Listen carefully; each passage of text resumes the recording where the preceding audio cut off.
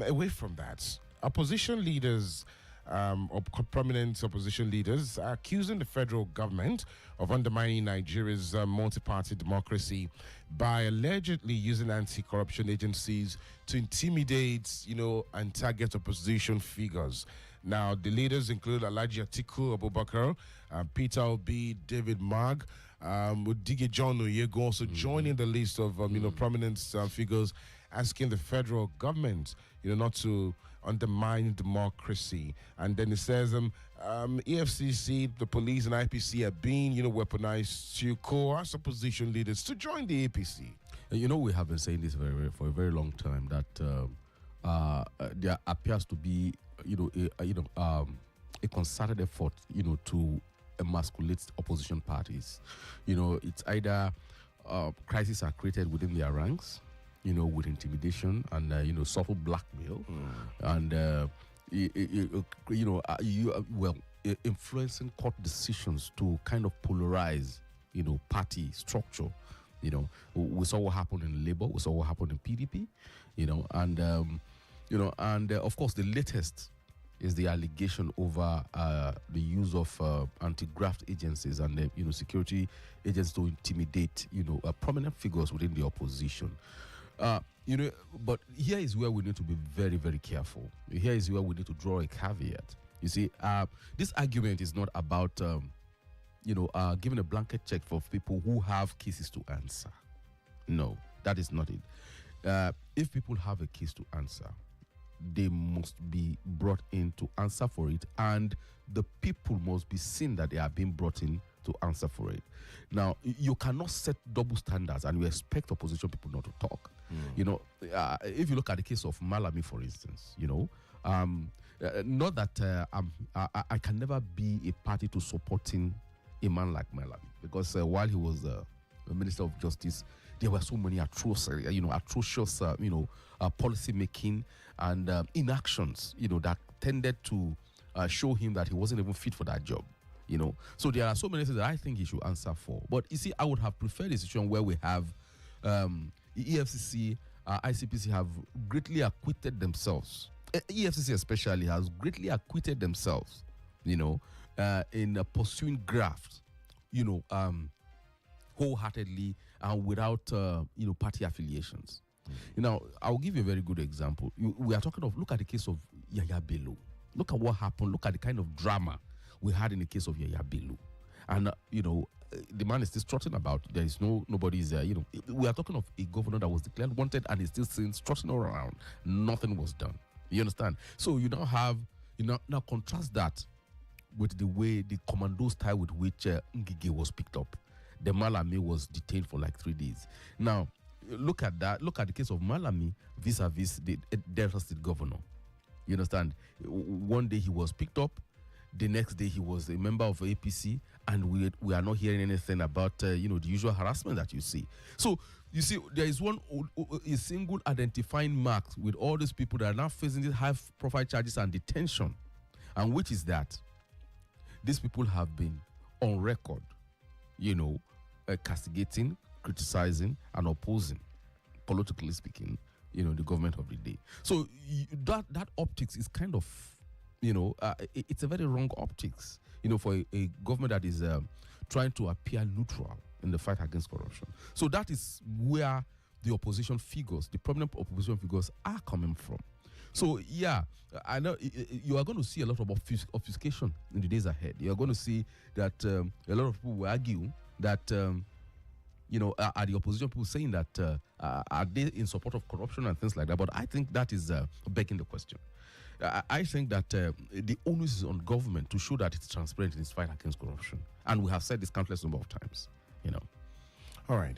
If you look at from the statement, it says they're using some of these anti-graft agencies and the police to coerce and threaten some of the big opposition figures ahead of the 2027 elections. And if you look at the Guild of Defections, will we say that these are all the people that have been approached or allegedly approached by the ruling party or by the federal government? Well, with the big defections that we have. Yeah, the imprimatur suggests so. The imprimaturs over the years, especially with the advent of APC as a ruling party, suggest that that could have been what has been happening. Now, a very good example is your Senate president, the current Senate president, Akpabio.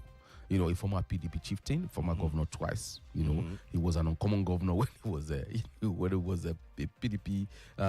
When he was in PDP, then all of a sudden we learned of overtures. Then, of course, the EFCC case, happened, and pronto, he traveled to London, met with Buhari, and then the next thing is he defected to APC, and for the past how many years now, close to 7 years, nothing has been said about his charges.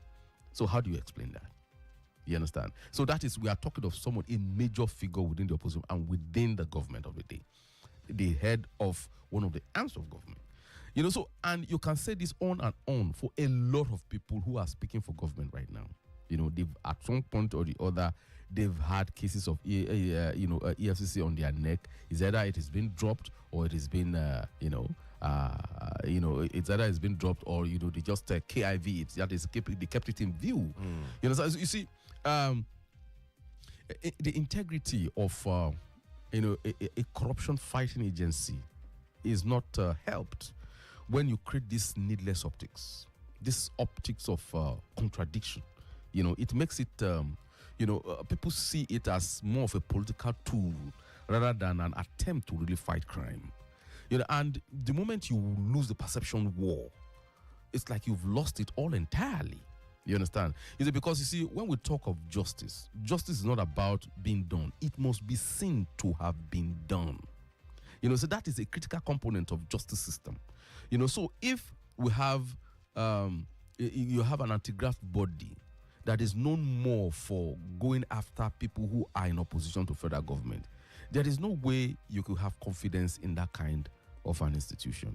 You see, that is why, I was a bit, when ICPC was mentioned in that mix, I'm a bit I'm a bit conflicted because if you look at ICPC might appear very slow, but it has been thoroughly professional in all the years it has been set up. When ICPC comes for you, they have done a painstaking job. You understand? So I don't know why it was mentioned in that, but I would like to take a look at that statement again and see what ICPC was mentioned there. All right. 0807 777 9927. If that story is catching your attention, you want to pass comment on it as well, or please feel free. As a coalition of prominent opposition leaders accuse the federal government of undermining Nigeria's multi-party democracy by allegedly using anti-corruption agencies to intimidate and target opposition figures. We're also hearing the ADC is, making a loud cry that the federal, alleging that the federal government is trying to destabilize the party ahead of the elections. That's also coming from the ADC as well. So we're also hearing news that Senator Natasha is being wooed by the opposition, party, of course, and senators and all. But she says she's not leaving the PDP. We'll just hope that it stays that way or it doesn't stay that way. It's our decision to make. I think it's a very good decision. As a matter of fact, we're also hearing that former Governor Yaya Bello probably might, put in for the race in 2027 under APC.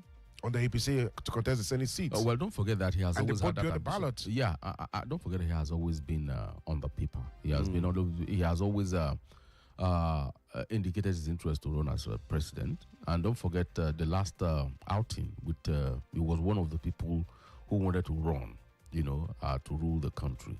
So, well, it's an open field after all. There is no court that has convicted him of anything, so he's free. But it just tells you of the kind of politics we play in this country, the kind of people that it throws up to be our leaders. And let's move ahead. A Facebook comment. Dr. Mrs. Olebara from Uwerunonye. We can't have one party system in Nigeria. Democracy is meaningless if there is no opposition. We cannot kill opposition in this country because their roles are indispensable. We all cannot belong to one political party, because if we do we who then will question the government of the day and hold them accountable? If everybody joins one political party, who will check the excesses of the ruling party, who then will act firmly on behalf of the common masses and fight for their common interests and grievances. Let the kite perch and the eagle too. Let the kites perch and the eagles too. But if you compare some of these another angle that Nigerians consider opposition figures, that there are inconsistencies with their political parties and their push for checking the government of the day? Yeah, you see, to my mind, and from what I have learned, Is it more of the real opposition being played, or it's all a race to grab power? we have said this consistently that in terms of what political party means, we don't really have it in the true sense of what a party should be. We never had it, in Nigeria. And our party has always been more like an SPV, a special purpose vehicle, just to get power, so, and that is all. So in that light, whether opposition or ruling party, the fact is we don't have political parties in the true sense of it. So if you don't have it as a ruling party, then you're not going to have it as an opposition party. So it's a common phenomenon. You understand? So, but the matters are not being held by this winner takes all mentality of every ruling party. It started with PDP. PDP did the same thing when they were in power. Now you are having it. APC is now taking it to a higher level. That is what you are having. So we are sincerely hoping that if at any point there is an opposition that manages to clinch power, they must learn from history. That look, you see, and this is my disappointment with APC, because for a very long time, its major players have been in the opposition. They understand what it means to be in the opposition. I would have expected them to strengthen the party system in the country in such a way that a sitting governor, a House of Rep member, does not defect without losing its, losing that office. I think a law would have been very clear. The law put in place to be very clear on that issue. The moment you defect, you leave the office, because that office was given to you in trust by the party, which was subscribed to by people. So you cannot escape with people's mandate to another party. It's immoral. As far as I'm concerned, it's unethical. All right, let's move ahead. Federal government has announced a nationwide ban on the admission and transfer of students into senior secondary school 3, that's SS3, in both public and private senior secondary schools across the country. Now, the ministry explained that the measure is aimed at discouraging last-minute movement of students for examination-related advantages, ensuring proper academic monitoring, and promoting continuity in teaching and learning. That's a very good move. Because you see, the advent of this special center that we have in schools these days, where you just see people drop out of the blues and just enroll at, okay, we have a call? Yes, Nicholas. Hello, good morning. Good morning to you. Okay, please try and connect back if you can. 0807 777 9927. Please go ahead, Nicholas. This situation where you have people just dropping from the blues and enrolling at the terminal stage of the secondary school education, just ostensibly to write WAEC, to write NECO, and all those exams. It has not only it has created a kind of serious glitches in the schools, in the secondary school system. Up to the point where you see all manners of people getting admission into university because they were not properly managed from the onset. So, and it equally allows for this exam malpractices, because you see a lot of school authority bringing in, because they know a lot of money will come from those things. And you are talking of somebody that you don't know the character of that person. You're just bringing him, so he introduces a new kind of mix within the dynamics of a classroom. So to a very large extent, I think it's a welcome idea, and I think that beyond the policy statement, machineries must be put in place to ensure that measures are put in place to ensure that that policy is being carried out. And one very good way of doing it is that I was wondering, while we were in the GSS in those days, when we were the first set of 6224 in the country, and there was this practice that where there is a continuous assessment. You understand? While you are in the secondary school, when you are in GSS 1 to 3, they look at, what you do in school will take almost about 30 marks, of your final score for the junior WAEC. My take is that I think that practice should be transferred to the SS classes too. Once you start from SS1, they must start, that at least a percentage of your scores in SS1, SS2, must be carried over to your final terminal exam. Then, in fact, there's this thing we call mock exam. I don't know why it doesn't count anymore. I think it still does. Really? I think it's written at SS2 level. Yeah. I know some schools still write mock examinations. Yeah. No. They still do the mock exam. But I'm saying that apart from writing that mock exam, there must be a percentage of that mark that is, that WAEC incorporates to make your total score. So that ensures that students, are actually enrolled. So when you come in as SS3 student, even if you write the exam, there are no continuous assessment or attendance record and the rest of them. You don't graduate. It's just like what happened in the university, for instance. If you don't write continuous assessment exams, you understand? If you get 70-70, let me put it in pidgin. You don't move. You fail that course. Something like that should be started at the university, at the secondary school level. That is the only way that kind of policy can be implemented. If you don't do that, I can assure you that Nigerians will find a way around that policy. All right. So, what brought us in the first place to accepting students in in SS3 classes and then changing them all of a sudden? Well, a lot of factors. A lot of factors. People, because if you look at this, is it that some of these schools are not WAEC, are not of WAEC standard, or they are not accredited? The centers are not accredited to accommodate the student to sit for the WAEC examinations instead of going to register them in another school. That is one factor. Because before you can write WAEC in a school, the school must be accredited. Okay, please, Nicholas. Hello, good morning. Hello, good morning. Good morning to you. And Nicholas. Yeah, good morning. Pa James, good morning. Yes. In fact, Nicholas, are you surprised what is happening now? You shouldn't be surprised now. I think 1 month ago or 2 months ago, we came to flee said there will be great tsunami in our political arena. That is what is happening now. People are now jumping over. Either you jump over to APC, all your sins are forgiven, or they deal with you. You don't blame some of all these governors. But, Nicholas, I would lastly say that very soon, Nemesis will catch up with Nike. Thank you very much. All right. Thank you, Pa James, for your comments. Let's take a listen to this.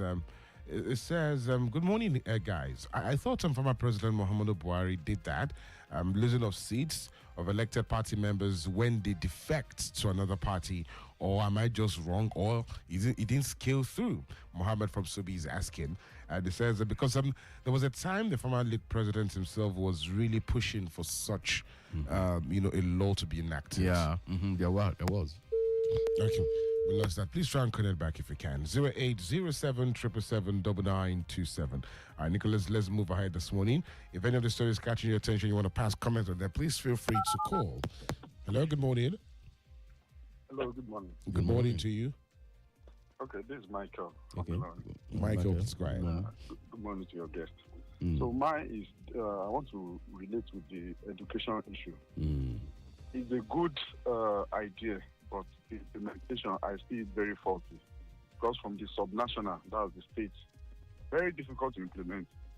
There are certain things that currently the Ministry of Education in different states needs to put together. Do we have a system automated enough to be able to monitor such things?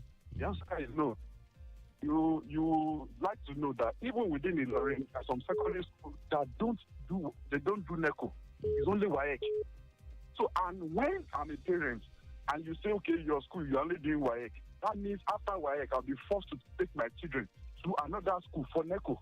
You can't differentiate them because the school is not over. So, ministry needs to look at that. Then apart from that, how do you monitor those rural areas? If I take my child from Ilorin to that rural area that has maybe 10 people enrolled for WAEC, and all of a sudden, NECO, it became 100. If you have not been following up from SS1, SS2, how do you know?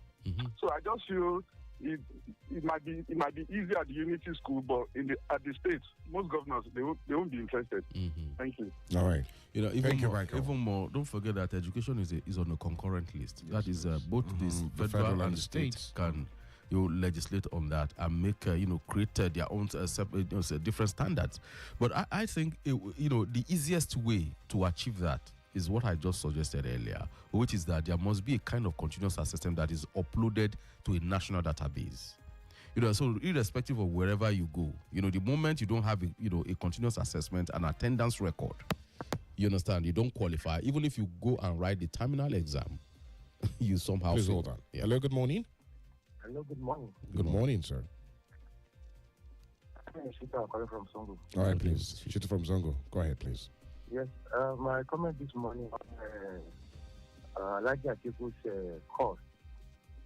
You see, Manani, does he have any question to answer from EFCC or not? That is number one. And the issue of people, thinking that there is selection people they arrested, it is not new. It has been there even since their time. Yesterday, Walame was in power, and people the EFCC arrested that time is among of those people that come up and justify the arrest that time. So, what goes around comes around. Fine, everybody that's supposed to be arrested for this, during this and make somebody may arrest them too.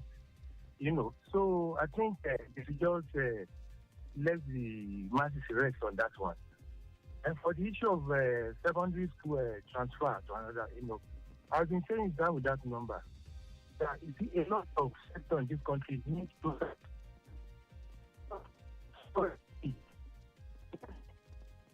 bring another symptom. So they should go to the root of what is bringing all this out. Fine. Nigeria is not the only country whereby people are going to, school. But you hear series of new things that has never happened anywhere in this country, which shows that it's all about corruption. And when we are talking about restructuring, they should even look at how much the teachers are supposed to be earning. They should look at their welfare. So on neutral ground, all these issues will reduce on its own. Because it's not about the parents and the students that are transferring them. It involves even the teachers. So may God help us in this country. Thank you. That is what I said this morning. Thank you very much for your comments, Shitu from Zongo. Just a little, if I may correct an impression, please. Like you rightly pointed out, in this kind of this look of selective thing has been there over the years. But you see, because it has been there over the years does not mean we continue it. What we are saying is that we should have a system that is blind to party affiliation, because it doesn't help us in the long run. You understand? It doesn't strengthen the authority itself. You see, from all just look at the rating of EFCC since it was created compared to what it is now. A lot of people think that EFCC is just a farce, it's just an arm of a ruling party. So we shouldn't have that kind of a thing. That's what we're saying. All right. Let's see if we can take one more call. Hello, good morning. Hello, good morning, Dayo. Good morning to you.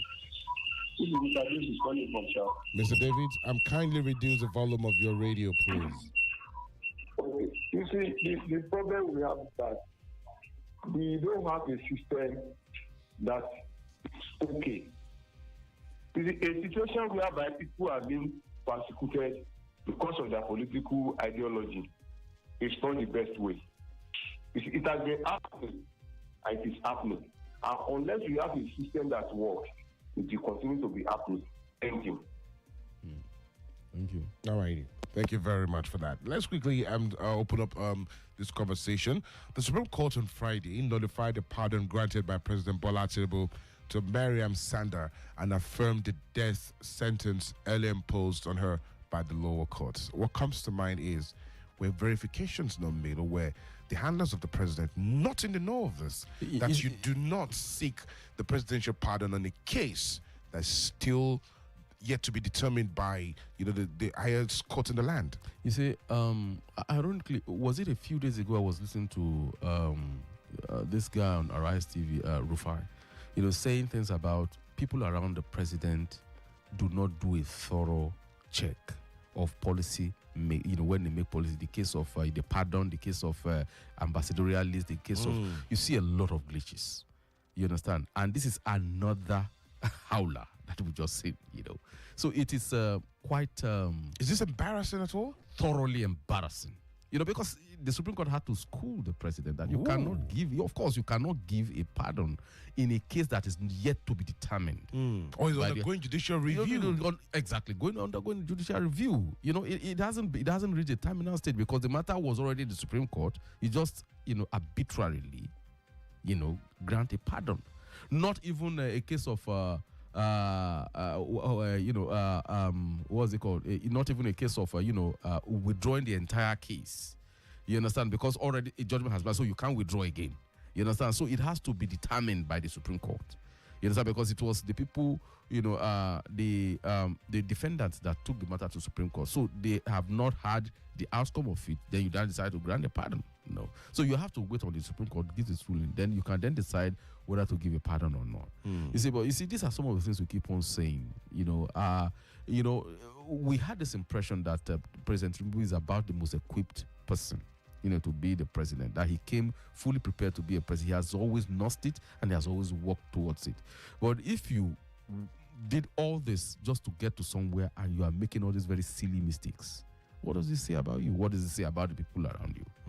So we should be very, I don't know, it's becoming a practice to see these embarrassing howlers all over the places. Well, we saw that of the presidential pardon list, and we saw ambassadorial list as well. Questionable, names and characters. Is that the only? What of even policy statements that turns out not to be true? It's you have them. They put it on their Twitter account. The next thing they take it out of that. It's so embarrassing. It doesn't inspire confidence. All right, 0807 7779927. Because of our time, we will not be able to go further on the program for today. We need to just rest it here. Thank you, Nicholas. Your pattern shot in a few minutes. Well, of course, the pattern shot will also go to the federal government, especially in all some of this policy enunciation. It's not enough to make policies, whether in the educational sector, whether in the area of pardon, whether in the area of anything whatsoever. It must be well thought out so that you'll be seeing all these glitches and all these reversals that we're seeing, that we'll be seeing. All righty. It's a good way to start off the conversation for the week. Monday, we'll continue tomorrow, 8 to 8:30. Thank you for your time. Nicholas Wonex, thank you so much for coming on the program this morning. I extend our appreciation to you always for being here. And of course, the views expressed is not in any way the position of FlowFM, but solely as expressed by the in-house analysts and of course the contributions of God, individuals who contributed this morning. My name is Adedayo, Adeyemi. Have a good start of the week. Baba, make you help me.